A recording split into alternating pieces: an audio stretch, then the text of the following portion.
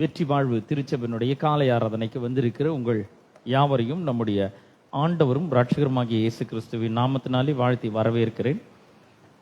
இந்த அற்புதமான நாளிலே கடந்த ஒரு சில வாரங்களாக நம்ம கர்த்தருடைய வார்த்தையின் வல்லமை என்ற தலைப்பிலே போதனைகளை நாம் பார்த்து வருகிறோம். முதல்ல ஒரு வசனத்திலிருந்து நான் ஆரம்பிக்கிறேன். எபிரேயருக்கு நிருபம் 4ஆம் அதிகாரம் 12ஆம் வசனத்தை உங்களுக்காக நான் வாசிக்கிறேன். எபிரேயர் 4ஆம் அதிகாரம் 12ஆம் வசனத்தை உங்களுக்காக நான் வாசிக்க போகிறேன். தேவனுடைய வார்த்தையானது ஜீவனும் வல்லமை உள்ளதாயும் இருபுறமும் கருக்குள்ள எந்த பட்டயத்திலும் கருக்கானதாயும் ஆத்துமாவையும் ஆவியையும் கணுக்களையும் ஊனையும் பிரிக்கத்தக்கதாக உருவ குத்துகிறதாயும் இருதயத்தின் நினைவுகளையும் யோசனைகளையும் வகையறுக்கிறதாயும் இருக்கிறது. பிரியமானவர்களே, இந்த வசனத்தை நம்ம ஒரு சில வாரங்களாக நாம் பார்த்து வருகிறோம். கர்த்தருடைய வார்த்தை எவ்வளவு வல்லமை உள்ளதாக இருக்கிற என்பதை குறித்து நாம் பார்த்து வருகிறோம்.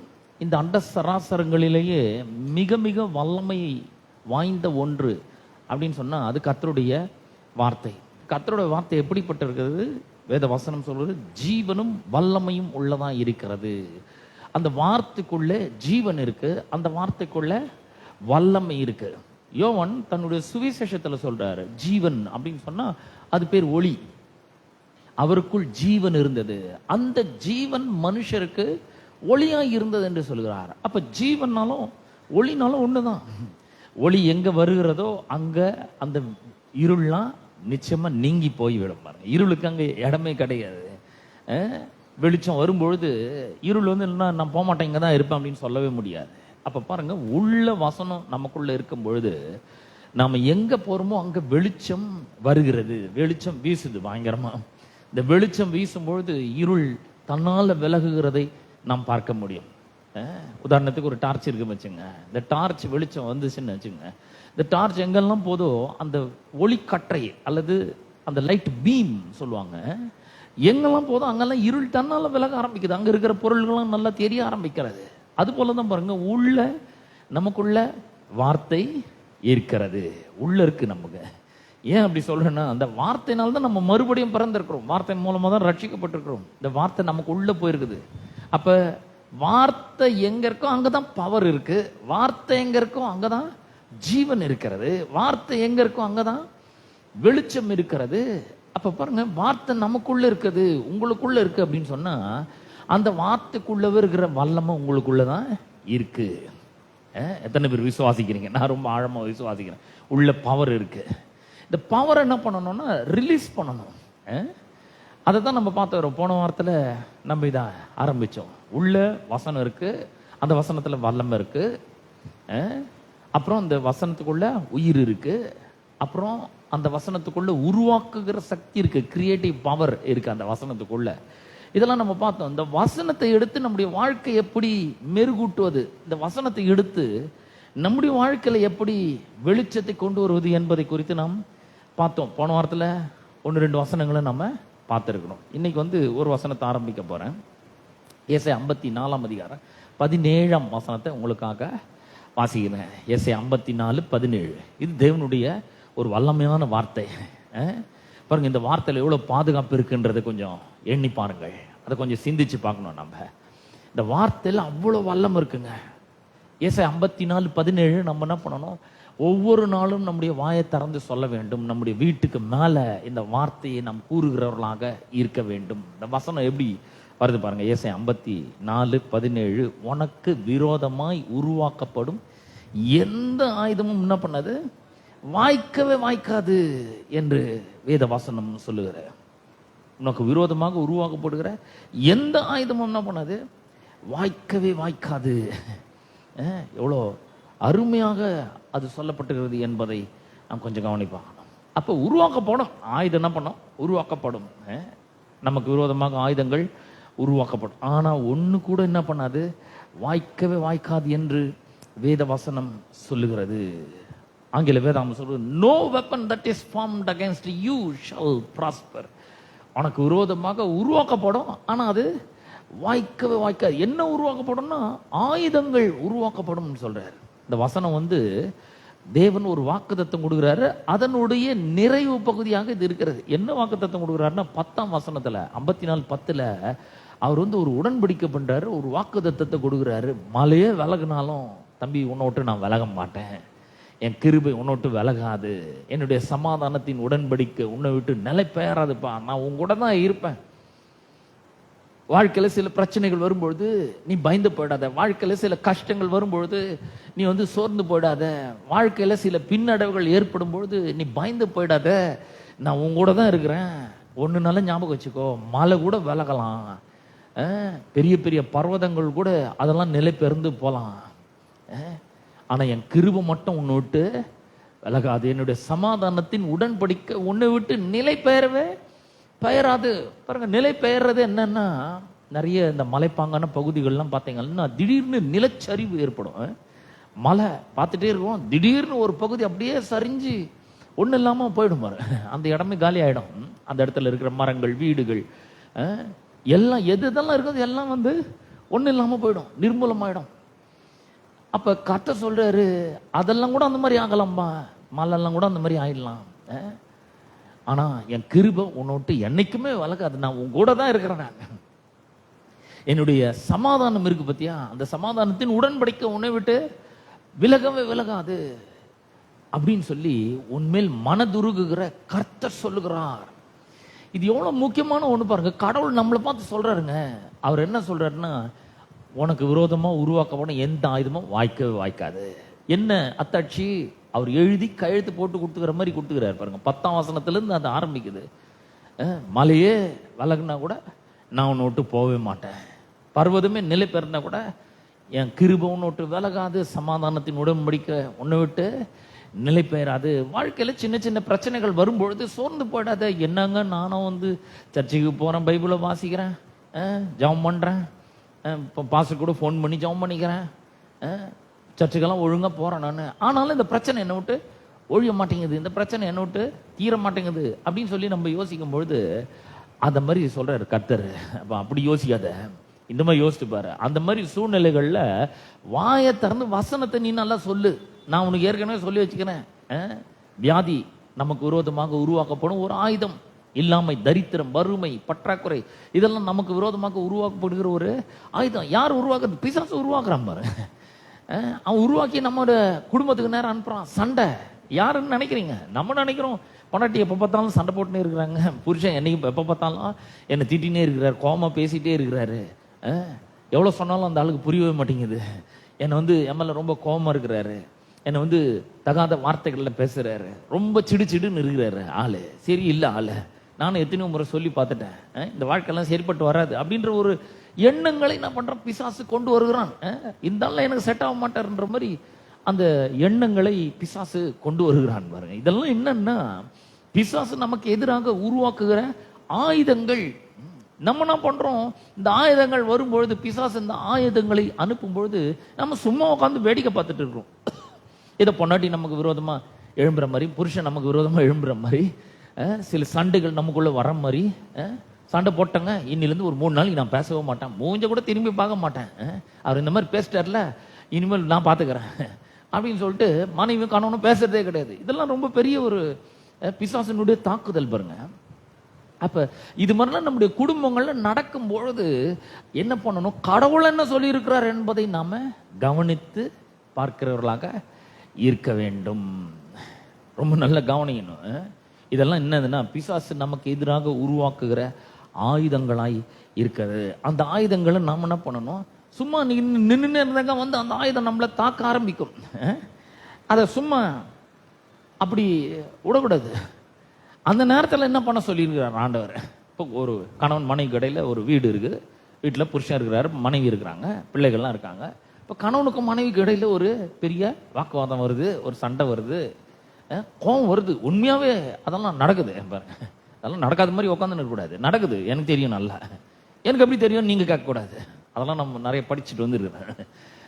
வாக்குவாதம் வருது, சண்டை வருது, கோவப்படுறாங்க, புருஷன் கோவப்படுறாரு, மனைவி கத்துறாங்க பயங்கரமா, அதை வந்து ரொம்ப தீவிரமா கத்த ஆரம்பிக்கிறாங்க, சண்டை உருவாக ஆரம்பிக்கிறது.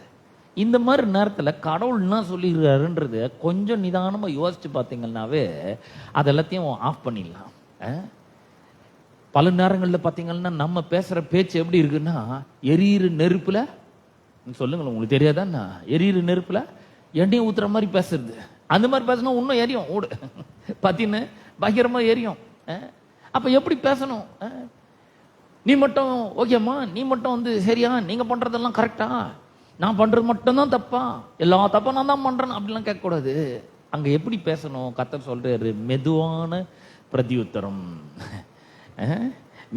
மெதுவான பிரதியுத்தரம் என்ன பண்ணுமா? உக்கிரத்தை மாற்றும், கடும் சொற்களோ கோபத்தை எழுப்பும்.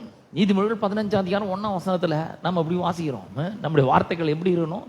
பிசாசு நமக்கு விரோதமா ஆயுதங்களை உருவாக்குறான். என்ன, நரகத்திலிருந்து ஒரு அக்கினி எடுத்துன்னு வந்து நைஸா கொண்டு வந்து நாக்கில் வச்சுட்டு போயிடுறான். எப்படியா மாட்டின் அவங்க, எப்படியா மாட்டின் சண்டை போடுங்க. நீங்க ஒற்றுமை இருக்கிறது அவனுக்கு பிடிக்கிறது இல்லை. மார்க் 3:25 ஞாபகம் இருக்கா உங்களுக்கு? ஒரு வீடு தனக்கு தானே பிரிந்திருந்தால் அந்த வீடு என்ன பண்ணாது? நிலைத்திருக்காது, அது உருப்படாத போயிடும், சீர்குலைஞ்சு போயிடும் அப்படின்னு சொல்லியிருக்காரு பாருங்க. இந்த வீட்டை கெடுக்கிறது தான் பிசாசனுடைய வேலை.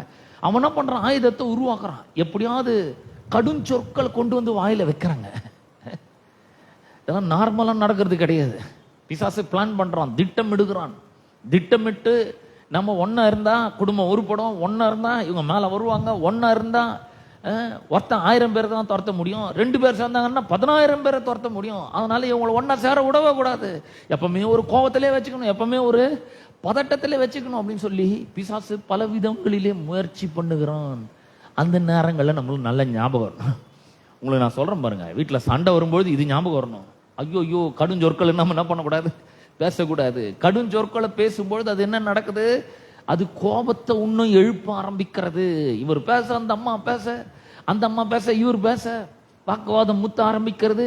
கடைசியில என்னென்னமோ நடக்குது.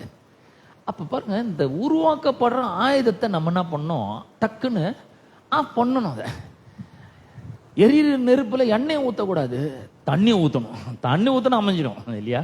நெருப்புல தண்ணி பட்டா என்ன ஆகும்? அது எரியாது. எண்ணெய் ஊற்றினா இன்னும் திகு திகுன்னு எரியும் பாருங்க.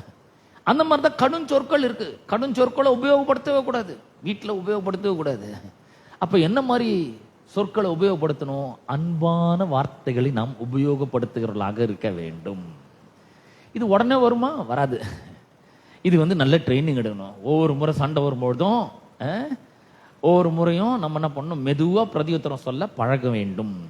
கத்தவே கூடாது. சில குடும்பம், சில வீடுகள்ல பாத்தீங்கன்னா கூச்சல் குழப்பமா இருக்கும். ரொம்ப எப்படியாவது குழப்பத்தை கொண்டு வரணும்னு முயற்சி பண்ணுவான் பிசாசு.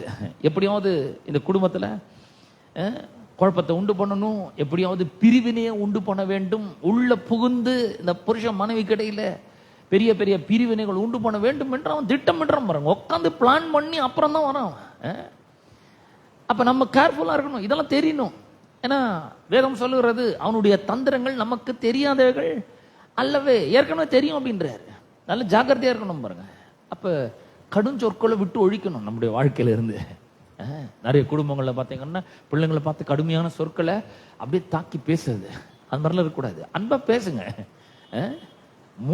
முயற்சி செய்யணும், அன்பா பேசணும் பாருங்க. ஒரு நாள் காலையில எழுந்த உடனே கோபமாவே எழுந்துக்க கூடாது. எந்திரிக்கும் போதே பாருங்க, என்னத்த செய்யறது இன்னைக்கு, என்ன தெரியல, ஐயோ டைம் ஆகி போயிடுச்சு, என்ன பண்ணணும், என்ன பண்ண போறேன்னு தெரியல, அதுவே ரொம்ப கடுப்பாயிட்டாங்க. உடனே கோவம் எல்லாரும் மேலேயும். அப்படி இருக்கக்கூடாது. காலையில் எழுந்திருக்கும் போது இன்னைக்கு நான் அன்பா தான் பேச போறேன், அன்பா பேசும்போது தான் நான் வாயை திறக்க போறேன். கடுஞ்சொற்கள் வரும்போது வாயை என்ன பண்ண போறேன்? நான் கெட்டியா முடிக்க போறேன். கடுஞ்சொற்கள் நான் பேச போறது இல்லை. ஏன்னா தேவன் அன்பாகவே இருக்கிறார். அன்பு என்ற இருதயத்துல ஊற்றப்பட்டிருக்குது. வார்த்தை உள்ள இருக்கு, அந்த வார்த்தையில ஜீவன் இருக்கு, அந்த வார்த்தையில வல்லம் இருக்கு, அந்த வார்த்தையில வெளிச்சம் இருக்கு, அந்த வார்த்தையே எனக்கு ஜீவனா மாறி இருக்குது, அந்த வார்த்தைக்குள்ளவே அன்பு இருக்கு. இப்போ நான் என்ன பண்ண போறேன்? அன்பா தான் பேச போறேன். வாயை திறக்கும் போது நான் அன்பா பேசுவேன். ஒரு டிசிஷன் காலையில எடுத்துடணும் பாருங்க. ரொம்ப நாளைக்கு எடுக்கக்கூடாது, ஒரே ஒரு நாள் தான். ஒரு நாளைக்கு முதல்ல ஒரு டார்கெட் வைக்கணும். இன்னைக்கு நான் என்ன பண்ண போறேன்? அன்பா பேச போறேன். எல்லாரிடத்திலும் நான் அன்பாக பேச போகிறேன். எல்லார்கிட்டையும் நான் அன்பா நடந்துக்க போறேன். முதல்ல இந்த பேச்சுல அன்பு வெளிப்பட வேண்டும். பேச்சுல அன்பு நன்றாக வெளிப்பட வேண்டும். ரொம்ப எப்படி பேசணும்னா தேன் ஒழுக பேசணும், நல்லா இன்னைக்கு பேசணும். எல்லாம் மறந்துட்டோம் பாருங்க. ரொம்ப சிலர்கிட்ட பேசினாக்கா பேசினே இருக்கலாம் மாதிரி இருக்கும். அவங்களாம் நிக்க வச்சா கூட நம்ம ஏதாவது ஆரம்பிப்போம். ஏன்னா உங்ககிட்ட பேசியிருந்தா நல்லா இருக்குங்க, எனக்கு பாரத்தெல்லாம் எங்கேயோ இறக்கி வச்ச மாதிரி இருக்குது அப்படின்னு. அந்த மாதிரி நல்லா பேச கற்றுக்கொள்ள வேண்டும் பாருங்க. இனிய சொற்கள் எப்படி இருக்குமா, எலும்புகளுக்கு கூட நொறுக்குமா, அந்த மாதிரி இனிய சொற்கள்.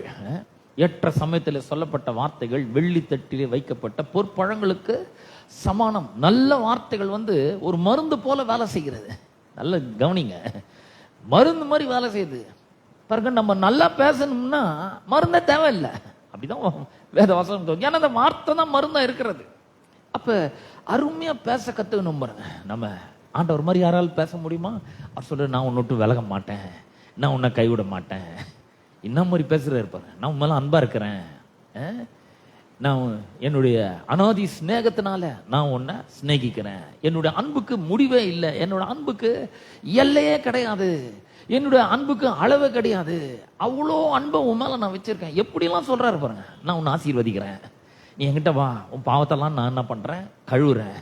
என் ரத்தத்தினால உன் பாவத்தெல்லாம் கழுவி இருக்கிறேன் ஏற்கனவே. நீ சுத்தமா தான் இருக்கிற, நீ என் பிள்ளையா இருக்கிற. அவர் சொல்ற நம்மளை பார்த்து, நீ என்னுடைய பிள்ளையா இருக்கிற, நான் உன்னுடைய தகப்பனா இருக்கிறேன், உனக்கு என்ன வேணுமோ நான் என்ன பண்றேன் செய்யறேன் அப்படிங்கிறாரு. நான் உன்னோட்டு விலக மாட்டேன். அப்புறம் சொல்றேன், உன் வலது பக்கத்துல நான் உனக்கு நிழலா இருக்கிறேன், நான் தூங்கவும் மாட்டேன், நான் முழிச்சிருந்து உன்னை பாதுகாக்கிறேன், நான் சொன்னதை செய்யற வரைக்கும் உன்னை கைவிட மாட்டேன். எவ்வளவு சொல்லியிருக்காரு பாருங்க. எல்லாமே அன்பான வார்த்தைகள் தான். எல்லா வார்த்தைகளும் நம்ம பார்த்து சொல்றது எல்லாமே அன்பான வார்த்தைகள் தான். எப்படிலாம் சொல்றாரு, ஒரு தாய் தேற்றுகிற போல அவர் என்ன பண்றாரு, நம்மள தேற்றுகிறார். ஒரு தகப்பன் சுமப்பது போல நம்மள சுமக்கிறார். நிறைய பேருக்கு பாத்தீங்கன்னா ஒரு தாயினோட அன்பு கிடைக்காம இருக்கலாம், தகப்பனோட அன்பு கிடைக்காம இருக்கலாம், ஆனா அவரு அன்பாவே இருக்கிறார். அவர் சொல்றாரு, நான் உங்களை மடியில வச்சு தாளாட்டுவேன், இடுப்புல வச்சு சுமப்பேன். இந்த மாதிரிலாம் யாராவது சொல்லியிருக்காங்களா பாருங்க. அவர் அப்படியே சொல்லியிருக்கிறாருங்க. ஏசாயா 66ஆம் அதிகாரத்தை வாசிச்சு பாருங்க. நீங்க இடுப்புல வச்சு சுமக்குவேன், நான் உங்களை மடியில வச்சு தாளாட்டுவேன் அப்படின்றார். முழங்காலில் வச்சு நான் உங்களை தாளாட்டுவேன் அப்படின்னு சொல்றாரு. ஒரு தாயை போல அவர் நம்மளிடத்துல அன்பா இருக்கிறார். தகப்பனை போல நமக்கு எல்லா தேவைகளையும் அவர் சந்திக்கிறவர் இருக்கிறார். எப்பவுமே நம்ம கிட்ட அன்பா தான் பேசுறாரு. ஒருவேளை நம்ம ரட்சிக்கப்பட்டு ஞானஸ்நானம் எடுத்து அபிஷேகம் பெற்று நல்ல ஒரு கிறிஸ்தவ வாழ்க்கை வாழ்ந்து திடீர்னு ஒரு பாவத்தை செஞ்சுட்டு போய் அவருக்கு முன்னாடி நின்னாலும் அவர் சொல்றாரு, நீ ஒன்றும் கவலைப்படாத, நான் உன்னோட கூட இருக்கேன் அப்படின்றார். நீங்க நல்லா யோசிச்சு பார்த்தீங்கன்னா, ஒரு ஒரு தகப்பன் அவருடைய அன்பை எப்படி தன்னுடைய பிள்ளைக்கு காண்பிக்கிறாரோ அதுபோல அவர் தம்முடைய அன்பை மக்களிடத்துல காண்பிக்கிறார். உங்களிடத்துல என்ன இடத்துல அவர் காண்பிக்கிறார். அவர் ஆகவே தான் அவர் சொல்ற, மலையே விலகுனா கூட என் கிருபை உன்னோட்டு விலகாது போ, பர்வதமே நிலை பெயர்னா கூட என்னுடைய சமாதானம் உன்னோட்டு நிலை பெயராது அப்படின்னு சொல்லி சொல்றார். யார் சொல்றது? நம்ம மேல மனதுருகுகிற கர்த்தர் சொல்றார். நம்மளை நேசிக்கிற, உருக்கமாய் நேசிக்கிற ஒரு ஆண்டவர் இருக்கிறார். அவர் சொல்றார் மனதுருகிறார். மனதுருக்கம் அப்படின்னு சொல்லும்போது என்னன்னா, ஒரு தாய் தன்னுடைய கர்ப்பத்துல பிள்ளை சுமக்கிறா பத்தி, அந்த பிள்ளைக்காக இறங்குறாள், அந்த பிள்ளைக்காகவே வாடுறாள். 10 மாசம் பிறந்த பிறகு அந்த பிள்ளைக்காகவே சாப்பிட்றா. தனக்கு பிடிச்சதெல்லாம் சாப்பிடாம இருக்கணும், பிடிக்கலனா கூட சிலதெல்லாம் சாப்பிடணும். அந்த மாதிரி ஒரு உருக்கமான இரக்கத்து மூலமா நம்ம மேல அவர் அன்பா இருக்கிறார். நான் சொல்றேன், உங்களை ரொம்ப அதிகமா நேசிக்கிறாருங்க. அவர் உங்களுக்காக எதை வேண்டுமானாலும் செய்கிறவரா இருக்கிறார். இன்னும் அவரு பேசுறத பாருங்க. இதெல்லாம் சொல்லிட்டு மனதுருக்கமா இருக்கிறேன் உன் மேல அப்படின்னு சொல்லிட்டு சொல்றாரு, சிறுமைப்பட்டவளே அப்படிங்கிறார். ஒருவேளை நீங்க சிறுமைப்பட்டிருக்கலாம். உங்களை பார்த்தா கர்த்தர் சொல்றாரு, சிறுமைப்பட்டவளை, பெருங்காற்றில் அடிப்பட்டவளே. பெருங்காற்றில் அடிப்பட்டவள்னு வாழ்க்கை என்கிற ஒரு பெரிய காற்றுல அடிபட்டு அலைஞ்சு போய் நம்ம ஆஞ்சு ஓஞ்சு போய் ஒண்ணுமே முடியாம எவ்வளவு முயற்சி பண்ணோம் வாழ்க்கையில முன்னேற முடியாமல் இருக்கிறவர்களே, சிறுமைப்பட்டவளே, பெருங்காற்றில் அடிப்பட்டவளே, தேற்றவற்றவளே. தேற்றத்துக்கு யாருமே கிடையாதுங்க. என்கிட்ட ஒரு 4 வார்த்தை அன்பா பேசுறதுக்கு யாருமே இல்லை அப்படின்றீங்களா? உங்களை பார்த்தா கர்த்தர் சொல்றாரு, நான் உன் கல்லுகளை பிரகாசிக்கும்படி செய்து வைத்து நீல ரத்தனங்களை உன் அஸ்திபாரமாக்குவேன். இந்த மாதிரி ஒரு ஆளெல்லாம் யார் கண்டுக்க முடியும்? யார் கண்டுக்க போறான்? யாரும் தேற்றத்துக்கு ஆள் இல்லை, அன்பு செலுத்துறதுக்கு ஆள் இல்லை, 4 வார்த்தை நல்லா பேசுறதுக்கு ஆள் இல்லை, சிறுமை, அப்புறம் அடிபட்டு அலைஞ்சு போயிருக்காங்க. அந்த மாதிரி ஆட்களை பார்த்து கர்த்தர் சொல்றார், சிறுமைப்பட்டவளை, பெருங்காற்றில் அடிப்பட்டவளை, தேற்றவற்றவளை, உன்னுடைய கல்லுகளை நான் பிரகாசிக்கும்படி வைத்து நீல ரத்தினங்களை உன்னுடைய அஸ்திபாரமாக்கி உன் பலகணிகளை பளிங்கும், உன் வாசல்களை மாணிக்க கற்களும், உன் மதில்களை எல்லாம் உச்சிதமான கற்களும் ஆக்குவேன். அப்படின்னு என்ன சொல்றாருன்னா, உன்னை நான் கனம் பண்ணுவேன்.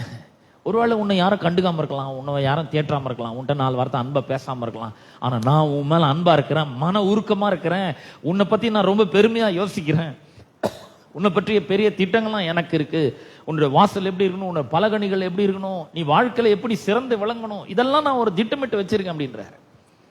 அப்புறம் சொல்றாரு, உன் பிள்ளைகள் எல்லாரும் கர்த்தரால் போதிக்கப்பட்டிருப்பார்கள், அவர்களுடைய சமாதானம் பெரிதா இருக்கும் அப்படின்றாரு. இந்த மாதிரி ஒரு ஆளை எடுத்து அவர் சொல்ற பாருங்க, சிறுமைப்பட்டவளே அவளை எடுத்து அவர் சொல்ற, நீ நீதினால் ஸ்திரப்பட்டிருப்பாய். சிறுமைப்பட்டு கலங்கி கொண்டிருக்கிறவங்களே, பெருங்காட்டில் அடிபட்டு அலைந்து கொண்டிருக்கிறவங்களே உங்களை பார்த்து கர்த்தர் சொல்றாரு, நீங்கள் நீதினால் ஸ்திரப்பட்டிருப்பீர்கள், கொடுமைக்கு தூரமாவீர்கள், பயம் இல்லாதிருப்பீர்கள், திகிலுக்கு தூரமாவீர்கள், அது உங்க கிட்டே வராதுங்க, அணுகவே அணுகாது அப்படின்ற. என்ன மாதிரி ஒரு ஆண்டவருங்க, இவரோட அன்பு எவ்வளவு பெருசு பாருங்க. நீங்க ஒருவேளை சிறுமைப்பட்டிருக்கலாம், பெருங்காற்றில் அடிபட்டிருக்கலாம், தேற்ற வற்றலாம் இருக்கலாம், ஆனா அதே நிலைமையில் நீங்க இருக்கிறது இல்ல. கர்த்தர் உங்களை மேல அன்பு வச்சிருக்கிறார், மனதுருக்கம் வைத்திருக்கிறார். இவர் என்ன பண்றாருன்னா, நம்முடைய பலகணிகளை எல்லாம் அவர் ரத்தினங்களாக மாற்ற வல்லவராக இருக்கிறார், பளிங்காய் மாற்ற வல்லவராக இருக்கிறார். உங்களுடைய வாசல்களை எல்லாம் மாணிக்க கற்களாக, உச்சிதமான கற்களால உங்களை மதில்களை எல்லாம் மாற்ற அவர் விரும்புகிறார். அவர்கிட்ட வரும்பொழுது அதெல்லாம் நடக்குது. சும்மா நம்ம பாவங்களெல்லாம் ரத்தத்தினால் கழுவி அப்படியே சும்மா வந்து போ அப்படின்னு சொல்லி, எப்படியோ வந்து நீ பழிச்சுக்கோ அப்படின்னு சொல்லி விடுறாரா? இல்லைங்க, வெறும் பாவத்தை மன்னிச்சு ரத்தத்தினால கழுவுறதுன்றது முதல் ஸ்டெப்பு, முதல் படிக்கட்டது.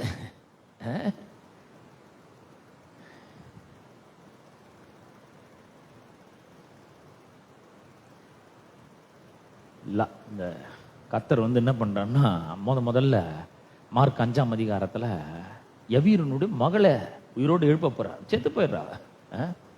இந்த 100 அதிபதியினுடைய மகள் வந்து மரித்து போறா. வீட்டுக்குள்ள பிரவேசிக்கிறதுக்கு முன்னாடி சொல்றாரு, அவள் மரிக்கவில்லை, செத்து போயிட்டா. ஆனா அவர் என்ன சொல்ற, மரிக்கவில்லை, அவள் எப்படி இருக்கிறா, நித்திரையாய் இருக்கிறாள். லாசரு இப்போ மரிச்சு போயிட்டான், 4 நாள் ஆயிடுச்சு. அங்க சொல்றாரு, லாசரு என்ன பண்றான், நித்திரையா இருக்கிறான். யோவான் 11ஆம் அதிகாரத்தில் சொல்றாரு, அவன் மரிக்கல, நித்திரையா இருக்கிறான், நித்திரை அடைந்திருக்கிறான் அப்படின்றாரு. ஆனா லூக்கா 15ஆம் அதிகாரத்துல ஒரு குமாரன், அவன் கெட்டு போய் சீரழிஞ்சு அவன் திரும்ப ரிட்டர்ன் வரான் பாருங்க அவங்க அப்பாட்ட. அவன் புத்தி தெளிது, ஐயோ இவ்வளவு நாள் நான் விட்டேன், எங்க அப்பாட்ட கூலிக்காரங்க கூட நல்ல சாப்பாடு இருக்கு, திருப்தியா சாப்பிட்றாங்க, ஆனா நான் இங்க பசி பட்னியமா இருக்கிறேன், நான் ஏன் இப்படி இருக்கணும், இவ்வளோ எல்லாம் பண்ணிட்டு வந்துட்டேன், நான் எங்க அப்பாவுக்கு விரோதமா நான் இவ்வளவு பாவங்களாம் செஞ்சுட்டு வந்துட்டேன், இனிமேல் அவருடைய மகன் சொல்லிக்கிறதுக்கு எனக்கு அருகதை கிடையாது. ஆனா நான் என்ன பண்ண போறேன், ஏஞ்சி போய் அப்பா என்னை ஒரு கூலிக்காரனா வச்சுக்கோ அப்படின்னு சொல்றதுக்கு போறான் பாருங்க. அப்படி போகும்பொழுது தகப்பன் என்ன பண்றான், ஓடி வந்து அவனுடைய கழுத்தை கட்டி கொண்டு அவனை முத்தமிட்டு அவனை பார்த்து சொல்றான், என் குமாரன் மரித்தான், இப்ப என்ன பண்ணா, அவன் உயிரோட தான் இருக்கிறான், செத்து போனவங்களெல்லாம் நித்திரையா இருக்கிறான்றாரு. ஆனா இவனை பார்த்தீங்கன்னா அவன் மரித்தான், திரும்பவும் உயிரோட வந்திருக்கிறான்னு சொல்றாரு. எனக்கு பிரியமானவர்களே, எவ்வளவு அன்பு பாருங்க, அவன் மேல அன்பு வைக்கிறாரு. கழுத்தை கட்டி முத்தம் கொடுக்கறது வந்து முதல் ஸ்டெப்பு. அப்புறம் சொல்றாரு, அவனை போய் புதிய வஸ்திரங்களை, அவனுக்கு நல்ல வஸ்திரத்தை போடுங்க, சாதாரண வஸ்திரம் இல்லை, கூலிக்கார வஸ்திரம் இல்லை, நல்ல வஸ்திரங்களை உடுத்துவீங்க அவனுக்கு. பாவங்கள் மன்னிக்கப்படுறதோட நின்றக்கூடாது, பாவங்கள் மன்னிக்கப்படுறது ரத்தத்தினால் கழுவப்படுறது முதல் படிக்கட்டு, அவ்வளவுதான். அதுக்கப்புறம் அவர் என்ன பண்றாருன்னா, நம்ம நீதியின் வஸ்திரத்தினால் நம்மளை உடுத்து வைக்கிறாரு, அவருக்கு ஈக்குவல் பண்றாரு, எல்லாம் பண்ணி எனக்கு என் பக்கத்துல வந்து உட்கார் பண்றாரு. பவுல் எபேசியருக்கு எழுதும்போது சொல்றாரு, கிறிஸ்துவோட வலது பார்க்கத்துல நம்ம இருக்கிறோம், அங்க போய் உட்கார வச்சிருக்கிறார் நம்மள. அப்ப அவர் எப்படி எல்லாம் பண்றாருன்னா, சிறுமைப்பட்டவர்களையும் பெருங்காற்றில் அடிப்பட்டவர்களையும் தேற்றவற்றவர்களையும் எடுத்து அவர்களை நீதினால் ஸ்திரப்படுத்துகிறார், கொடுமைக்கு தூரமாக்குகிறார், பயத்தில் இருந்து அவர்களை விடுதலையாக்குகிறார். அதெல்லாம் எதுவுமே அணுகாதபடி பண்றாரு, பெரிய பாதுகாப்பை கொடுக்கிறார். நான் இருக்கேன் உனக்கு, நீ பயப்படாத, அப்படின்னு சொல்லிட்டு அதனுடைய முடிவுல தான் இந்த வசனத்தை உனக்கு விரோதமாக உருவாக்கப்படும் எந்த ஆயுதமும் என்ன பண்ணாது, வாய்க்கவே வாய்க்காது. இதை சும்மா ஆறுதல் படுத்துறதுக்காக சொல்லல. இது வெற்றியை அவர் அறிவிக்கிறார். வெற்றியை எப்படி அறிவிக்கிறார்னா, அப்ப உனக்கு ஒரு எதிரி இருக்கான் அவர் சொல்லிட்டாரு. உனக்கு ஒரு எதிரி இருக்கான். யாரு? மனைவி இல்ல, உடனே மனைவி பார்க்க கூடாது. புருஷன் கிடையாது, உடனே புருஷனை பார்க்க கூடாது. எதிரின்னு அம்மாங்க தாங்க எனக்கு பெரிய எதிரி சத்துரு அப்படி பார்க்க கூடாது. எதிரி யாருன்னா பிசாசுன்னு ஒருத்தர் இருக்கிறான், சாத்தான் ஒருத்தர் இருக்கிறான். நமக்கு எதிரானி அவன், நமக்கு எதிராக அவன் பல வேலைகளை செய்யறான். நமக்கு விரோதமாக பல காரியங்களை அவன் செய்யறான். நம்மளை பிரிக்க பார்க்கறான், குழப்பத்தை உண்டு பண்ண பார்க்கறான், சந்தேகத்தை கொண்டு வரான், அவிசுவாசத்தை அவன் நம்பிக்கையை நமக்குள்ள கொண்டு வர முயற்சி பண்றான். எப்ப பார்த்தாலும் கர்த்தரை சந்தேகப்பட வைக்கிறான். அவன் தாங்க சத்துரு. அவன் ஒரு எதிரி ஒருத்தர் இருக்கிறான். அவன் எப்ப பார்த்தாலும் நம்ம மேல குற்றம் சாட்டி கொண்டே இருக்கிறான். அவனை பார்த்து நீ பயப்படாதேன்னு சொல்றாரு. அவன் ஆயுதங்கள் எல்லாம் உருவாக்கலாம், ஆனா அதெல்லாம் ஒண்ணு கூட வாய்க்காது. அதெல்லாம் எந்த ஆயுதம் என்ன பண்ணாது, வாய்க்காது. அதாவது ஆயுதமே உருவாக்கப்படாதுன்னு சொல்லல, ஆயுதம் உருவாக்கப்படும், ஆனா அதெல்லாம் ஒண்ணுமே வாய்க்காது. அப்ப அவன் என்ன பண்றான், நம்முடைய குடும்பத்திற்கு விரோதமாக, நம்முடைய திருமண வாழ்க்கைக்கு விரோதமாக, நம்முடைய தனிப்பட்ட வாழ்க்கைக்கு விரோதமாக, நம்முடைய பொருளாதார வாழ்க்கைக்கு விரோதமாக அவன் பல வெப்பன்ஸ், பல ஆயுதங்களை உருவாக்குகிறான். குழப்பம் ஒரு ஆயுதம், சந்தேகம் ஒரு ஆயுதம், அவநம்பிக்கை ஒரு ஆயுதம், பயம் ஒரு ஆயுதம், வியாதி ஒரு ஆயுதம், பிரிவினை அது ஒரு ஆயுதம். இப்படிப்பட்ட ஆயுதங்களை எல்லாம் அவன் உருவாக்கி என்ன பண்றான், அனுப்புறான். பவுல் இதெல்லாம் பவுல் சொல்றாரு, என்ன சொல்றாரு பாருங்க. எபேசியர் 6ஆம் அதிகாரத்துல அவர் ஒன்னு சொல்றாரு. இது எப்படி அவன் அந்த ஆயுதங்களை எப்படி அனுப்புறான்றதை பத்தி அவர் சொல்றாரு. 6ஆம் அதிகாரத்துல 12ஆம் வசனத்திலிருந்து 11ஆம் வசனத்திலிருந்து வாசிக்க. நீங்கள் பிசாசின் தந்திரங்களோடு, நல்ல கவனிங்க, அவனுக்கு பெரிய வல்லமெல்லாம் ஒன்றும் பெருசா கிடையாது. நம்மளெல்லாம் உடனே தாக்கி அழிச்சிட முடியாது, தூக்கி அப்படியே விழுங்கிட முடியாது. அவர் என்ன சொல்றாருன்னா, பிசாசினுடைய தந்திரங்களோடு எதிர்த்து நிற்க திராணியுள்ளவர்களாகும்படிக்கு தேவனுடைய சர்வாயுத வர்க்கத்தை என்ன பண்ணுங்கள், தரித்து கொள்ளுங்கள். அவர் சொல்றாரு சர்வ ஆயுத வர்க்கம் இது எல்லாத்தையும் போட்டுக்கணும் அப்படிங்கிறாரு. ஏன்னா எதிரி ஒருத்தருக்கிறான், அவனுடைய தந்திரங்களோடு நாம போராட வேண்டும். தந்திரம் நல்ல கவனிங்க, அந்த தந்திரம் அது பொய், அது ஒரு தந்திரம். அது கடவுளுக்கு உண்மையில எந்த அக்கறையுமே கிடையாது, ஆண்டவருக்கு உண்மையில எந்த அன்பும் கிடையாது. நீ அதை பண்ணல, அதனால கர்த்தர் உன் மேல கோபமா இருக்கிறாரு. அதனால தான் உனக்கு இந்த தரித்திரம், அதனால தான் இந்த வறுமை, அதனால தான் இந்த பண கஷ்டம், அதனால தான் எவ்வளவு முயற்சி செஞ்சாலும் எந்த காரியங்களும் கைகூடி வர மாட்டேங்குது அப்படின்னு பல பொய்களை மூட்டையும் அவிழ்த்து விடுறாங்க.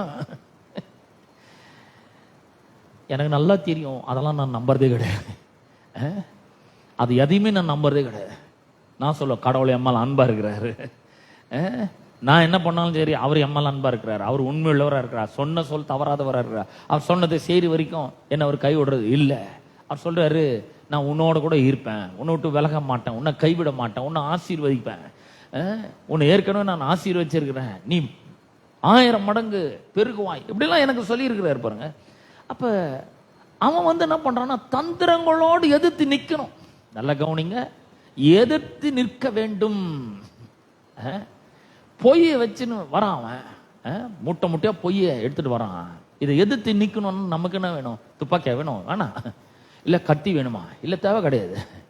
அதுக்கு எதிராக, பொய்க்கு எதிராக இந்த பொய்களை அழிச்சு ஒழிக்கணும் அப்படின்னு சொன்னா சத்தியம் என்கிற அரை கச்சையை நாம் கட்டினவர்களாக இருக்க வேண்டும். பாருங்க, சத்தியத்தை நன்றாக அறிந்திருக்க வேண்டும்.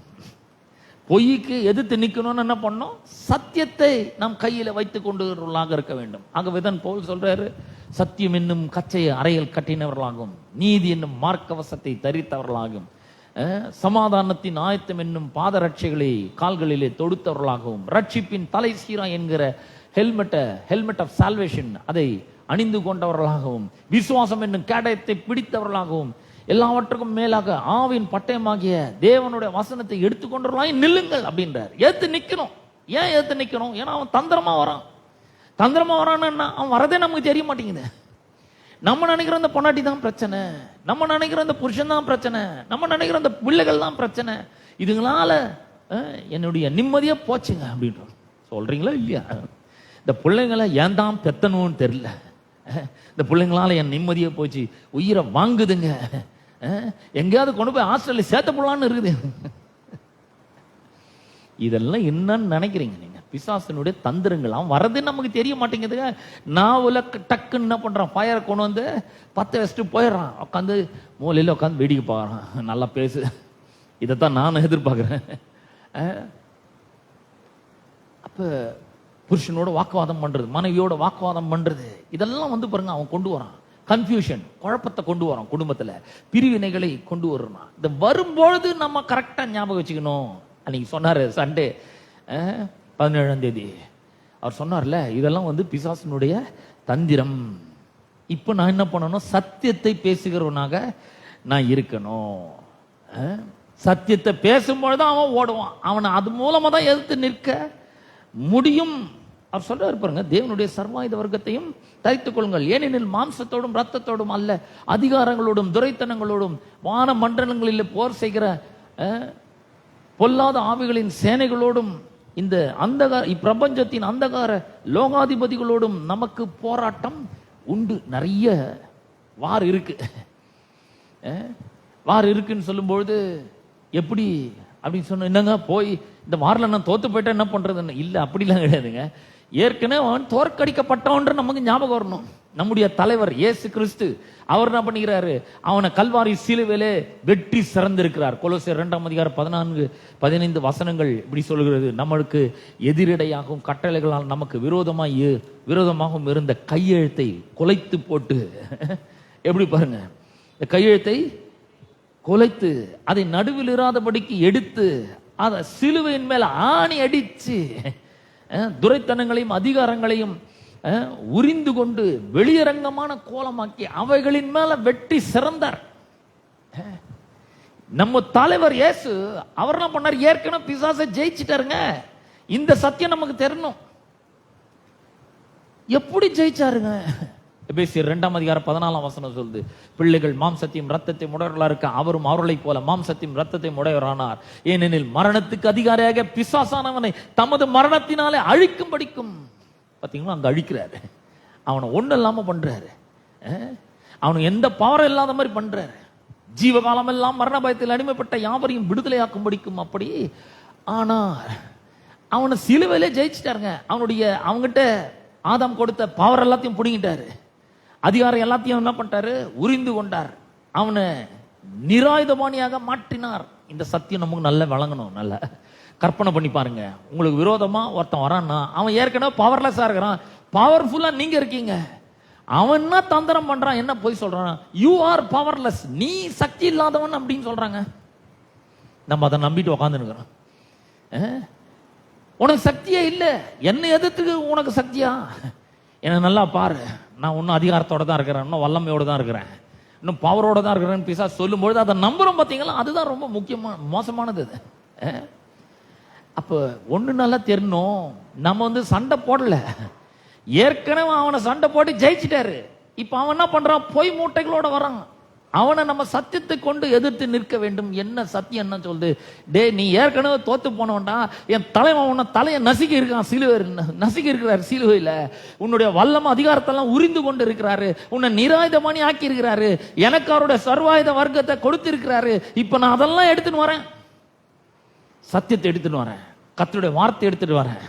நீ என்ன மாதிரி ஆயுதத்தை உருவாக்கினாலும் அதெல்லாம் வாய்க்காது. வேற எங்கன்னா போய் பாரு அதெல்லாம். ஆனா என் வாழ்க்கையில் அதெல்லாம் பலிக்காது.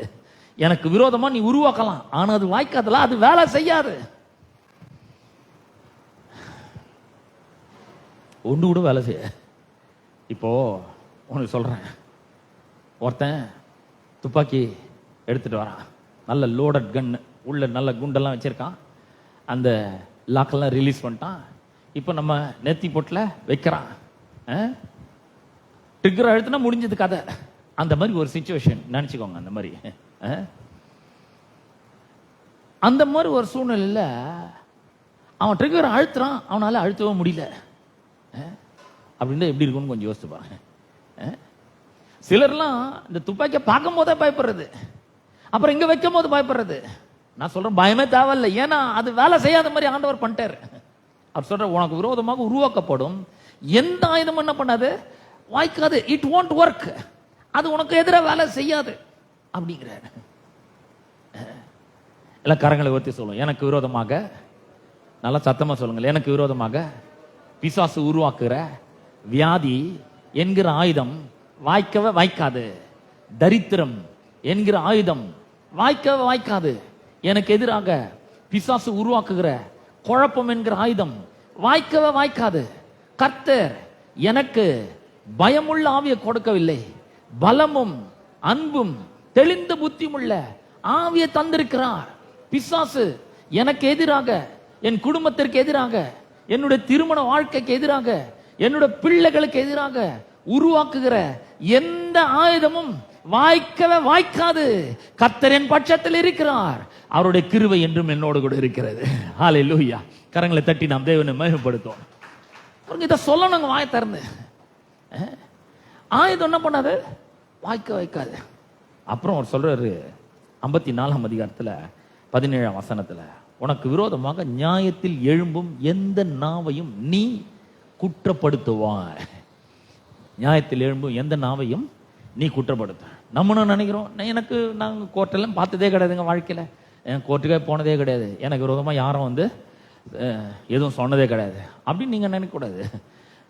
பிசாசுக்கு இன்னொரு பேர் இருக்கு, அது அவனோட பேர் வந்து அக்யூசர், குற்றம் சாட்டுகிறவன்.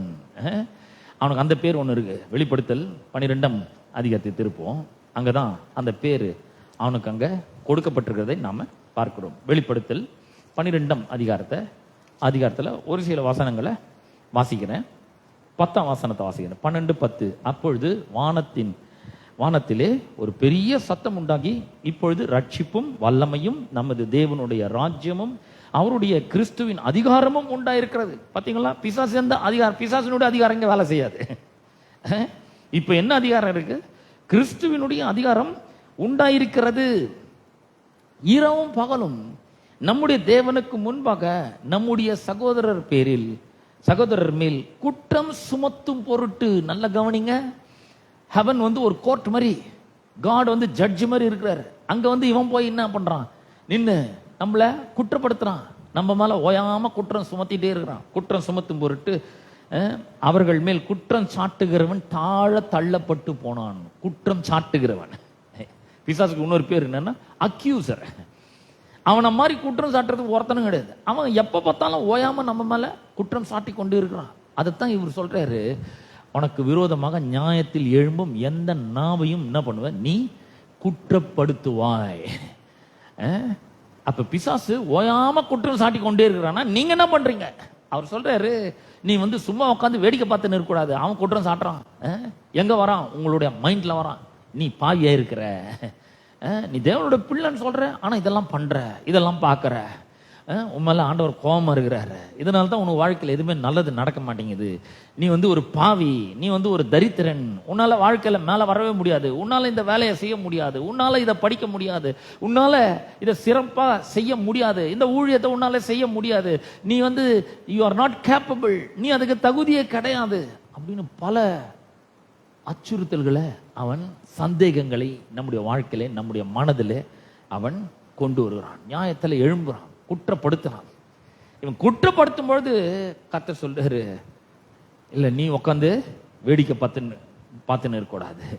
நீ என்ன பண்ணணும், கர்த்தருடைய வார்த்தை எழும்பி நின்று தைரியமா பேசணும். எனக்கு விரோதமாக நியாயத்தில் எழும்ப எந்த நாவையும் நான் என்ன பண்ணுவேன், குற்றப்படுத்துவேன்.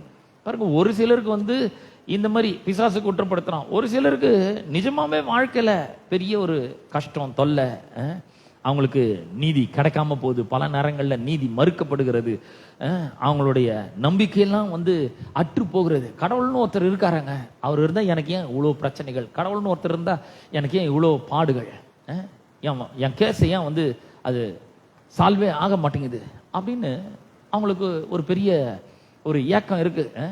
கடவுள் இருக்கிறாரு, ஆனா என் பக்கம் நியாயம் இருக்கு, நீதி இருக்கு, ஆனா அது வெளியே வர மாட்டேங்குது. ஆனா பாருங்க, அந்த மாதிரி நேரங்கள்ல கர்த்தர் என்ன சொல்றாரு, 37ஆம் சங்கீதத்துல 4ஆம் வசனத்துல இருந்து வாசிக்கிறேன். 37ஆம் சங்கீதம் 4ஆம் வசனத்திலிருந்து சொல்ற, கர்த்தரிடத்தில் மன மகிழ்ச்சியாய் இரு, அவர் உன் இருதயத்தின் வேண்டுதல்களை உனக்கு அருள் செய்வாய். என்ன பண்ணுமா? கர்த்தரிடத்தில் மன மகிழ்ச்சியாய் இருக்க வேண்டும். நல்ல கவனிங்க. என்ன கர்த்தரிடத்துல எப்படி நான் மன மகிழ்ச்சியா இருக்கிறது? ஒரு நல்ல பாட்டுங்கெல்லாம் எடுத்து 4 பாட்டு பாடுங்க. நல்லா பாடணும். பாட்டெல்லாம் நல்லா பாடணும். அவரை துதிக்கணும், அவரை ஆராதிக்கணும். அவரை ஆராதிக்கும் பொழுதே நம்ம வந்து ஒரு பெரிய ஒரு மகிழ்ச்சி நமக்கு உண்டாக ஆரம்பிக்கிறது. அப்புறம் சொல்றாரு, உன் வழியை கர்த்தருக்கு ஒப்புவித்து. இந்த வழியை கர்த்தருக்கு ஒப்புவித்துன்றத வந்து ஆங்கில எப்படி சொல்லுதுன்னா, role over your burdens on the Lord. கர்த்தருக்கு உன் வழி ஒப்பு கொடுன்னு சொல்றது மூலமா என்ன சொல்றாருன்னா, நீ பாரம் வச்சுட்டு இருக்க, எங்க இருக்கு பாரம்? எல்லாம் மனசுல இருக்கு. ஹெர்குலஸ் மாதிரி எப்ப பார்த்தாலும் ஒரு பெரிய பாரத்தை சுமந்தனே இருக்கிறது. ஐயோ, குடும்பம் என்ன ஆகுமோ தெரியலையே, புருஷன் என்ன ஆவாரு தெரியலையே, என் எதிர்காலம் என்ன ஆகுமோ தெரியலையே, வேலை என்ன ஆகுமோ தெரியலையே, கையில பணம் இல்லையே, இஎம்ஐ எப்படி கட்டுறதுன்னு தெரியலையே. இதே மாதிரி பார்த்தீங்கன்னா ஒரு பெரிய பாரத்தை எப்ப பார்த்தாலும் சுமந்துனே இருக்குது. கல்யாணம் எப்படி ஆகும், வீட்டை எப்படி கட்டுறது, வீட்டை எப்படி வாங்குறது, சர்ச்சுக்கு சொந்த இடத்தை எப்படி வாங்க, அந்த பாரத்தெல்லாம் விடுங்க. அதெல்லாத்தையும் என்ன பண்ணுங்க? Roll over on the Lord. அவர் சொல்றாரு, எல்லாத்தையும் தூக்கி அவர் மேல வைப்பான். பாரத்தெல்லாம் இறக்கி அவர் மேல வை. இந்த பாரத்தை நினைச்சுன்னு இருக்குது பதில் கர்த்தரை நினை அப்படின்றார். கர்த்தட்ட மன மகிழ்ச்சியாரு. நல்ல ஒரு 4 பாட்டை எடுத்து பாடு, உற்சாகமான பாட்டை எடுத்து 4 பாட்டை பாட. இன்னைக்கு கூட நம்ம பாடணும், வாத உண்டன் கூட அர்த்தம் அணுகாது, பொல்லா போனங்க நேரிடாது, மலை விலகினாலும் பர்வதம் நிலை, இதெல்லாம் பாடாவே இருக்குது பாருங்க. பாடணும் இதெல்லாம். கர்த்தரிடத்துல மன மகிழ்ச்சியா இருந்து இருக்கும்பொழுது அவர் உன்னுடைய இருதயத்தின் வேண்டுதல்கள்லாம் என்ன பண்ணுவாரு? உனக்கு தருவாரு. அது மட்டும் இல்ல, உன் வழியை கர்த்தருக்கு ஒப்புவித்து. அதாவது இந்த பாரத்தெல்லாம் தூக்கி அவர் மேல வை. நீ ஏன் சுமந்துன்னு இருக்காத. நிறைய பேருக்கு அவங்களே சுமந்துன்னு இருக்காங்க. அப்படிதான் ஒருத்தன் ஒரு ஆற்றை கடக்கணும் பாரு. இந்த 2 ஊருக்கும் நடுவுல ஒரு ஆறு போயிட்டு இருக்குது. இந்த ஆறுல அந்த ஊர்ல இருந்து இந்த ஊருக்கு வரணும் அப்படின்னு சொன்னா படகு மூலமா தான் கிராஸ் பண்ணணும். ஏன்னா ரொம்ப பெரிய ஒரு ஆறு, அதை வந்து நீந்திலாம் கடக்க முடியாது. அதனால படகுல கடக்கணும். இப்போ ஒருத்தன் வந்து ஒரு பெரிய வெயிட்டை தலைமையில தூக்கின்னு அந்த போட்ல ஏறுறான். போட்ல ஏறி கூட தலைமையிலேயே வெயிட்டை வச்சுட்டு இருக்கிறான். இந்த போட்டு பாதி தூரம் போன பிறகுதான் அந்த போட்டை ஓட்டுறோம் பாக்குறான். ஏன் போட்ல ஏறிட்ட, அப்புறம் எதுக்கு இந்த பாரத்தை நீ தலைமையில சுமந்துன்னு இறக்கி கீழே வை. ஐயோ, இறக்கி கீழே வச்சா போட்டு முழுகிடுச்சுன்னா நான் என்ன பண்றது? ஏப்பா, நீ கீழே வச்சாலும் சரி, உன் தலைமையில வச்சாலும் சரி, பாரம் ஒரே மாதிரி தான் இருக்கும். வெயிட்டு ஒரே வெயிட்டு தான், இறக்கி கீழே வைப்பா நீ அப்படின்ற மாதிரி. இந்த மாதிரி தான் நம்ம கூட நிறைய நேரங்கள் இருக்கிறோம். எங்கெங்க இறக்கி வைக்க முடியுது. நானும் சர்ச்சுக்கு போய் பாரத்தெல்லாம் இறக்கி வைக்கலான்னு போறேன். அங்க போனோம், போய் பாரத்தை இறக்கி வைக்கிறேன். வீட்டுக்கு வந்தோன்னா திரும்ப அந்த பாரம்லாம் வந்துடுது எனக்கு அப்படின்னு. இல்ல, வழியை கர்த்தருக்கு ஒப்புவினா roll over your burdens on the Lord. கர்த்தர் மேல இந்த பாரத்தை இறக்கி வைக்க கற்றுக்கொள்ள வேண்டும். எப்படி இறக்கி வைக்கிறது? அடுத்த வரி சொல்லுது, கர்த்தர் பேர் அவர் மேல் நம்பிக்கையாயிரு, அவரே காரியத்தை வாய்க்க பண்ணுவார். நல்ல கவனிங்க, கர்த்தர் மேல நம்பிக்கை வைக்கணும். இந்த பாரத்து மேலேயே வச்சுன்னு இருக்கக்கூடாது நம்பிக்கை. யார் நமக்கு இந்த பாரத்தை இறக்கி வைப்பான்? யார்கிட்ட நம்ம இந்த பாரத்தை இறக்கி வைப்போம்? என் பிள்ளை இந்த மாதிரி இருக்குது, என் மனைவி இந்த மாதிரி இருக்காங்களே, என் புருஷன் இந்த மாதிரி இருக்கிறாரு, குடிச்சுன்னு இருக்கிறாரு, சரியான வேலை இல்லை, வருமானம் இல்லை, குடும்பம் கஷ்டப்படுது, இந்த பாரத்தை நான் எங்க போய் இறக்கி வைக்கிறது அப்படின்னு நீங்க கேட்கறீங்க பாத்தீங்களா? கர்த்தர் மேல இறக்கி வைங்க. அப்புறம் யாருங்க வந்து இதெல்லாம் சரி பண்ணுவாங்க? என் குடும்பத்தை யார் சரி பண்ணுவாங்க? என் புருஷனை யார் சரி பண்றது? பிள்ளைங்களை யார் சரி பண்றது? என் ஆவிக்குரிய வாழ்க்கை என்ன ஆகுறது அப்படின்னா, அவர் சொல்றாரு, அவர் மேல நம்பிக்கையா இருந்து அவர் மேல என்ன பண்ண நம்பிக்கை, அவர் மேல நம்பிக்கை வை. உங்க சுய பலத்தின் மேல நம்பிக்கை வைக்காதீங்க. நம்ம என்ன சொல்றோம்? நானும் 10 வருஷமா முயற்சி பண்றேன் இந்த கடன் அடைக்கிறதுக்கு, முடியலப்பா. நானும் எவ்வளவு முயற்சி பண்றேன், 10 வருஷமா முயற்சி பண்ணுகிறேன் இந்த கடன்ல இருந்து வெளியே வரணும், முடிய மாட்டேங்குது. நான் சொல்றேன், அதெல்லாம் விட்டு ஒழிங்க. அந்த பாரத்தை தூக்கி கர்த்தர் மேல வைங்க, நம்பிக்கையை அவர் மேல வைங்க. ஏன் அவர் மேல நம்பிக்கை வைக்கணும்? ஏன்னா அவர் தாங்க காரியத்தை வாய்க்க பண்ணுவாரு. இது பிசாசு உங்களுக்கு எதிராக தொடுத்து இருக்கிற ஒரு மிகப்பெரிய ஒரு போரா இருக்குது. நம்ம யோசிக்கிறோம், நம்ம வாழ்க்கை நம்ம தானுங்க பார்க்கணும். நமக்கு யாரும் வந்து ஹெல்ப் பண்ணுவாங்க? நமக்கு யாரும் உதவி செய்யறவங்க யாரும் இல்ல, சொந்தக்காரர் இல்ல, கூட பிறந்தவங்க இல்ல, அப்பா அம்மா இல்ல, மாமா மச்சான் இல்ல, யாரும் கிடையாது. என் வாழ்க்கையை நான் தாங்க பார்க்கணும். நான் என்ன பண்றது? நான் ஒண்டியா இருக்கிறேன். நான் இல்லைங்க, உங்களோட கூட ஆண்டவர் இருக்கிறாரு, அவர் மேல நம்பிக்கை வைக்க சொல்றாரு. ஏன்னா அவர் சொல்றாரு, அவர் தான் காரியத்தை வாய்க்க பண்ண முடியும், அவர் தான் உங்களுக்கு அடுத்த வேளை சாப்பாட்டை தர முடியும், அவர் தான் உங்களுடைய பொருளாதார தேவைகளை சந்திக்க முடியும். கர்த்தர் மேல அந்த பாரத்தை வைக்க கற்றுக்கொள்ள வேண்டும். எப்படி வைக்கிறது? இந்த பாரத்தை எப்படி வைக்கிறதுன்னா, அவர் மேல நம்பிக்கையா இருக்கிறேன்னு சொல்லணும். வாயத்தை, ஆண்டவரே நான் உன் மேல நம்பிக்கையா இருக்கிறேன். அவரை நம்பும் பொழுதும் அவர் மேல அந்த பாரத்தை வச்சுட்டு அவரை நம்பி, ஆண்டவரே நீர் தான் இந்த காரியத்தை வாய்க்க பண்ணணும், நான் உங்களை நம்பி இருக்கிறேன் அப்படின்னு சொல்லும்போது என்ன நடக்குது? அவர் சொல்றாரு 6ஆம் வசனம், உன் நீதியை வெளிச்சத்தை போலவும் உன்னுடைய நியாயத்தை பட்ட பகலை போலவும் விளங்க பண்ணு. பாருங்க, ஒருவேளை நமக்கு விரோதமா ஏதாவது கேஸ் இருந்தா கூட அவர் சொல்ற, என்ன நம்பு, நான் தான் இதை சரிப்படுத்த முடியும், உன்னுடைய மூளை அறிவு மூலமா இதை சரிப்படுத்த முடியாது, உனக்கு தெரிஞ்ச சர்க்கிள் மூலமா இதை சரிப்படுத்த முடியாது, எம்மால நம்பிக்கை வைப்பான், நீ ஏன் சுமந்து நிற்காத, அந்த பாரத்தை தூக்கி எம்மால வச்சுக்கோ, நான் சுமக்கத்துக்கு ரெடியா இருக்கிறேன், நான் மிக சிறந்த பாரம் சுமக்கிறவராய் இருக்கிறேன், எம்மால அந்த பாரத்தை வச்சுட்டு நீ ஃப்ரீயா இரு. சங்கீதங்களை வாசிக்கும் போது கூட கேட்டோம், rest, Christian life is a rest life, இளைப்பாறுகிற ஒரு வாழ்க்கை, சமாதானமான ஒரு வாழ்க்கை. அவர் சொல்ற எல்லாத்தையும் எம்மால போடு, இந்த வெயிட் எல்லாம் எம்மால போட்டிருப்பான், நான் சுமக்கிறேன், நீ ஃப்ரீயா இரு, நீ கவலைப்படாத. அப்புறம் காரியம் எப்படி வாய்க்கும்? நான் வாய்க்க பண்றாத, நான் அதை வாய்க்க பண்ணுகிறேன், என்ன நம்பு, உன் நீதியை வெளிச்சத்தை போலவும் உன்னுடைய நியாயத்தை பட்ட பகலை போலவும் விளங்க பண்ணுவார். அப்புறம் சொல்றாரு, கர்த்தரை நோக்கி அமர்ந்து அவருக்கு காத்துரு. கர்த்தர் என்ன பண்ணுவாருன்னு அவர் கையில விடுங்க. ஆண்டவரை பாருங்க, இவன் எனக்கு எதிராக வரான், நீங்க பாத்துக்கோங்க, என் பலத்துல போய் இவங்ககிட்ட நான் ஒன்றும் சண்டை போட்டு இருக்கும் போகிறது கிடையாது, நீங்க பாருங்க. அந்த மாதிரி அவர்கிட்ட விடும்பொழுது அவர் மேல நம்ம நம்பிக்கை வைக்கிறோம். அவர் மேல நம்பிக்கை வைக்கும் பொழுது அவர் என்ன பண்றாரு? காரியத்தை வாய்க்க பண்ணுகிறவராய் இருக்கிறார். நான் சொல்றேன், பல வருஷங்களா உங்களுக்கு சில காரியங்கள்லாம் வாய்க்காம இருக்கா, இன்னைக்கு நான் சொல்றேன், அவர் மேல நம்பிக்கை வைங்க, இந்த பாரத்தெல்லாம் தூக்கி அவர் மேல வைங்க. அவர் காரியத்தை வாய்க்க பண்ணுகிற சிறந்த தேவனாய் இருக்கிறார். காரியத்தை வாய்க்க பண்ணுவார். அதுல ஒரு பெரிய வெற்றியை அவர் நமக்கு தருவார். அவர் சொல்ற, காரிய சித்தி உள்ளவன் மேலும் தீவினைகளை செய்கிற மனுஷன் மேலும் எரிச்சலாகாதே, கோபத்தை நெகிழ்ந்து உக்கிரத்தை விட்டுவிடு, பொல்லாப்பு செய்ய ஏதுவான எரிச்சல் உனக்கு வேண்டாம். நான் பாருங்க, அவெல்லாம் பாருங்க, அவன்லாம் எவ்வளவு மோசமா வாடுறான், அவன்லாம் நல்லா இருக்கிறான், நிறைய பணம் இருக்குது, அவனுக்கு எந்த கவலையும் கிடையாது, எந்த கஷ்டமும் கிடையாது, போறான் வரான், நல்லா சாப்பிட்றான், நல்லா ட்ரெஸ் பண்றான், எரிச்சலாகுதுங்க ஒரே நினைச்சாவது. அந்த மாதிரிலாம் எரிச்சல் ஆகாத, கோபத்தை விட்டுரு அப்படின்ற. தீவனை செய்யற மனுஷன் மேல எரிச்சல் ஆகாத, உக்கிரத்தை விட்டுரு, பொல்லாப்பு செய்ய ஏதுவான எரிச்சல் உனக்கு. ஆனா பொல்லாதவரெல்லாம் காணாமே போயிடுவாங்க. ஆனா கர்த்தருக்கு காத்து இருக்கிறாங்க பார்த்தீங்களா, அவங்க பூமியவே சுதந்திரித்துக் கொள்வார்கள். பாருங்க, இதெல்லாம் சத்திய வார்த்தைகள். பாருங்க, இதெல்லாம் ஒண்ணு கூட தரையில விழாத வார்த்தைகள். இதெல்லாம் நிறைவேறக்கூடிய, ஏற்ற காலத்தில் நிறைவேறக்கூடிய வார்த்தைகளாக இவைகள் இருக்கின்றது. ஏற்ற காலத்துல நிறைவேறுகிற வார்த்தைகள், அது அவ்வளோ அற்புதமான வார்த்தைகள். அதுல அந்த நிறைவேறக்கூடிய வல்லமை அதிலேயே அடங்கி இருக்கிறது. அவ்வளோ அற்புதமான ஒரு வார்த்தையாக அது இருக்கிற.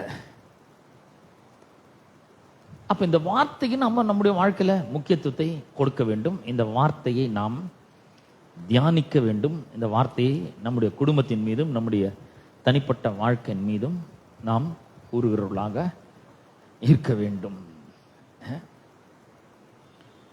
நம்முடைய தனிப்பட்ட வாழ்க்கையின் மேல இந்த வசனத்தை கூறுகிறவர்களாக நாம் இருக்கணும். அப்படி செய்யும்பொழுது, எழுந்து பேசும்பொழுது, அவன் எவ்வளவு ஒண்ணு ஆயுதங்களை உருவாக்கலாம், ஆனா அது ஒண்ணு கூட வாய்க்கவே வாய்க்காது. எந்த ஒரு ஆயுதமும் வாய்க்காது. அவன் உருவாக்கலாம், ஆனா அது வாய்க்காது.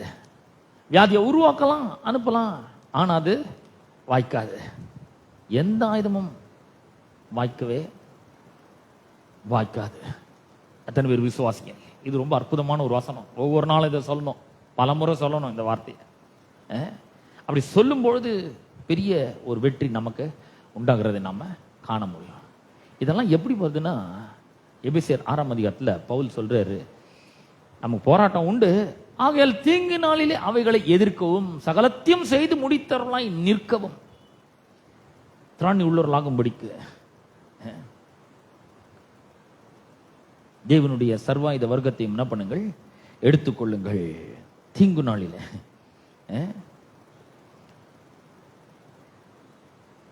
நீங்கள் அவைகளை எதிர்க்கணும்.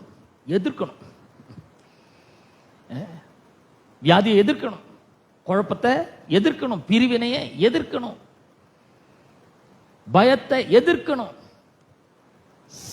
தீங்கு நாளில் அவைகளை எதிர்க்கவும் சகலத்தையும் செய்து முடித்தவர்களாய் நிற்கவும் திராணி உள்ளவர்களாகும் படிக்கு தேவனுடைய சர்வாயுத வர்க்கத்தை என்ன பண்ணுங்கள், தரித்துக் கொள்ளுங்கள். 16ஆம் வசனத்தை வாசிக்கிறேன். பொல்லாங்க நெய்யும் அக்கினி அஸ்திரங்களை எல்லாம் அவிக்கத்தக்கதாக. பாத்தீங்களா, அக்கினி அஸ்திரம் வரும்போது அப்படியே நெஞ்ச காமிச்சுன்னு இருக்கக்கூடாது. நான் தான் அப்படி நெஞ்ச நிமிந்து வந்து பாயிட்டோம். எத்தனை ஒன்னா அக்கினி அஸ்திரம் வரட்டோங்க, ஆண்டவரை என்ன ஒப்பு கொடுக்குறேன், ஸ்தேவான் மாதிரி என் ஆவியை உங்களோட கரத்தில் ஒப்பு கொடு, நான் வந்துடுறேன் ஆண்டவரே, இந்த தொல்லை போத மாட்டேங்க, போதும் எனக்கு, வந்துடுறேன், நான் இந்த குடும்பத்தில் நான் வாழ விரும்பல, இந்த உலகத்திலே நான் வாழ விரும்பல, நான் வந்துடுறேன். பொல்லாங்க நெய் அக்கினி அஸ்திரம் வரட்டும், செத்து போறேன் அப்படின்னு சொல்லக்கூடாது. அதெல்லாம் அவிக்கத்தக்கதாக பொல்லாங்க நெய்யும் அக்கினி அஸ்திரங்களை எல்லாம் அவித்து போடத்தக்கதா எல்லாவற்றுக்கும் மேலாக விசுவாசம் என்னும் கேடயத்தை பிடித்து கொண்டவர்களாயும் நில்லுங்கள். நிக்கணும், எதிர்க்கணும், அதெல்லாத்தையும் அவித்து போடணும், நல்லா நிக்கணும், ஸ்ட்ராங்கா நிக்கணும், அப்படியே தைரியமா நிக்கணும். பிசாசை நீ என்ன அக்கினி அஸ்திரத்தை அமைச்சாலும் சரி, அதெல்லாம் நான் அவித்து போடத்தக்கதா விசுவாசத்தை நான் கேடயத்தை பிடித்து கொண்டேன், நிக்கிறேன், நான் நல்லா நிக்கணுங்க. விசுவாசத்தை தூக்கி பிடிக்கணும், கேடத்தை தூக்கி பிடிக்கணும். இந்த அக்கினி அஸ்திரத்தெல்லாம் நம்ம ஒண்ணுமே பண்ண தேவை, கேடத்தை கொஞ்சம் தூக்கி பிடிச்சாவே அக்கினி அஸ்திரம் அதுல பட்டு போயிடும், அவ்வளவுதான், நம்மள தாக்காது. அப்ப நான் சொல்றேன், இந்த வசனத்தை நல்லா அறிந்து வைத்திருக்க வேண்டும். சத்தியத்தினாலே நம்முடைய மனதை என்ன பண்ண வேண்டும், ஒவ்வொரு நாளும் புதிதாக்க வேண்டும். இந்த வசனத்தை ஒரு நாளைக்கு 100 நாளும் சொல்லணும். நல்ல எனக்கு விரோதமாக உருவாக்கப்படும் எந்த ஆயுதம் என்ன பண்ணாது, வாய்க்கவே வாய்க்காது. அடுத்து இன்னொரு வசனம், 91ஆம் சங்கீதம் 10ஆம் வசனத்தை உங்களுக்காக வாசிக்கிறேன். 91ஆம் சங்கீதம் 10ஆம் வசனத்தை. ஆகையால் பொல்லாப்பு உனக்கு நேரிடாது, வாதை உன் கூடாரத்தை அணுகாது. வாதை கூடாரத்தை அணுகாதுன்னு சொல்கிறார். நம்ம அதுல ரொம்ப உறுதியா இருக்க வேண்டும். இது எல்லாருக்கும் கிடையாதுங்க, நல்ல கவனி, எல்லாருக்கும் கிடையாது. 91ஆம் சங்கீதம் முதல் வசனம் சொல்லுது, உன்னதமானவருடைய மறைவில் இருக்கிறவன் சர்வ வல்லவருடைய நிழலில் தங்குவான். இந்த நிழல தங்குறவங்க, சர்வ வல்லவருடைய நிழல தங்குறவங்க, உன்னதமானவருடைய மறைவில் வாழ்கிறவர்களுக்கு உரிய ஆசீர்வாதத்தை தேவன் இந்த வசனத்தில் அவர் சொல்லியிருக்கிறார். அவர் என்ன சொல்ற, பொல்லாப்பு உனக்கு நேரிடாது. இது உலகம் பொல்லாத உலகம் தான், இந்த உலகம் பொல்லாத உலகமா இருக்கலாம், ஆனா பொல்லாப்பு உனக்கு நேரிடாது. இது எனக்கு எவ்வளவு தைரியத்தை தருது தெரியுங்களா? இந்த உலகத்துல 1000 பொல்லாப்பு இருக்கலாங்க, ஆனா என்ன எனக்கு நேரிடாது, எனக்கு வராது, எந்த பொல்லாப்பும் எனக்கு நேரிடாது. வாதை என் கூடாரத்தை அணுகாது, பொல்லாப்பு எனக்கு நேரிடாது. பாருங்க, ஒரு இந்த வசனத்தை வேற வேற மொழியாக்கங்கள்ல நான் வாசிச்சுட்டு இருக்கும்போது ரொம்ப சுவாரஸ்யமா இருந்தது. பாருங்க, அந்த அந்த வார்த்தைகளே ரொம்ப சுவாரஸ்யமாய் இருந்தது. இந்த வசனத்தை உங்களுக்கும் அப்படிப்பட்ட ஒரு சில மொழியாக்கங்கள்ல வாசிக்க விரும்புகிறேன். அந்த வசனம் 91ஆம் சங்கீதம் 10ஆம் வசனத்தை உங்களுக்காக நான் வாசிக்க போறேன். முதல்ல லிவிங் பைபிள். அந்த லிவிங் பைபிள் எழுதின ஒரு டிஎல்பி அப்படின்னு ஒரு டிரான்ஸ்லேஷன். அவர் என்ன சொல்றாருன்னா, how then can evil overtake me or any plague come near.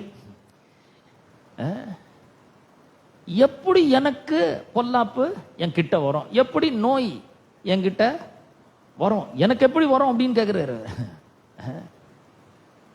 Amplified பைபிள்ல கிளாசிக் வெர்ஷன்ல நம்ம வாசிக்கும் பொழுது அவர் சொல்றாரு, there shall no evil befall you nor any plague or calamity come near your tent. வாதை உன் கூடாரத்தை அணுகாது, பொல்லாப்பு உனக்கு நேரிடாதுன்னு சொல்ற. இதுல ஒரு மொழியாக்கம் ரொம்ப சுலபமா இருக்கு.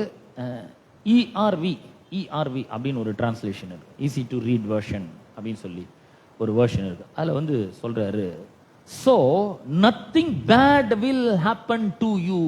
எந்த தீமையும் உனக்கு வராது அவர் சொல்றாரு. so nothing bad happen to you. எந்த தீமையும் உனக்கு நடக்காது, எந்த கெட்டதும் உனக்கு நடக்காது. no diseases will come near your home. எந்த வாதையும் எந்த நோயும் உன்னுடைய வீட்டை அணுகாதுன்னு சொல்லியிருக்கிறார். இது நமக்கு அவர் கொடுத்திருக்கிற ஒரு பெரிய வாக்குத்தத்தம். அதை எடுத்து நம்ம வாயில வச்சு சொல்லணும். என்னங்க இப்படி சொன்னா வியாதியா வராதா அப்படின்னு கேட்கக்கூடாது, வரலாம். ஆனா அதிலிருந்து அவர் தப்புவிக்க வல்லவராக இருக்கிறார், சுகத்தை தர வல்லமையுள்ளவராய் இருக்கிறார். ஏன் அப்படி சொல்றேன்? என்னங்க வியாதி வரும்னு சொல்றீங்கன்னு சொன்னா கூட, ஆமாங்க உலகத்துல உங்களுக்கு உபத்திரம் உண்டுன்னு சொல்லிக்கிறார். ஆனாலும் திடன் கொள்ளுங்கள், நான் இந்த உலகத்தை ஜெயித்தேன்னு சொல்லிக்கிறாரு. அவர் சொல்றார், no bad thing will happen to you, no illness will come to your home அப்படிங்கிற.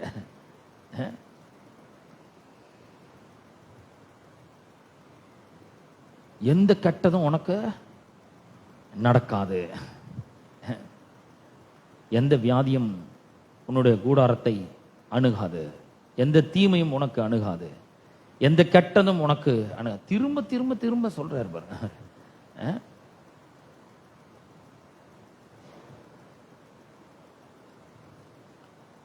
ரொம்ப அற்புதமான ஒரு ஆண்டவர்.